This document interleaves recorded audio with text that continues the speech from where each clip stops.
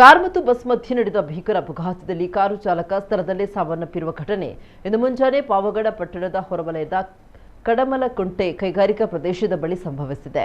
ಪಾವಗಡ ಗ್ರಾಮದ ನಿವಾಸಿ 38 ವರ್ಷದ ಚಂದ್ರಶೇಖರ್ ಮೃತ ಕಾರು ಚಾಲಕ. ಅಪಘಾತದ ತೀವ್ರತೆಗೆ ಬಸ್ ರಸ್ತೆ ಬದಿಯ ಹಳ್ಳಕ್ಕೆ ನುಗ್ಗಿದೆ. ಕಾರು ನಜ್ಜುಗುಜ್ಜಾಗಿದೆ.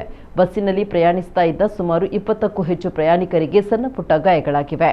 ಗಾಯಾಳುಗಳನ್ನು ತಕ್ಷಣ ಪಾವಗಡ ಸರ್ಕಾರಿ ಆಸ್ಪತ್ರೆಗೆ ದಾಖಲಿಸಲಾಗಿದೆ.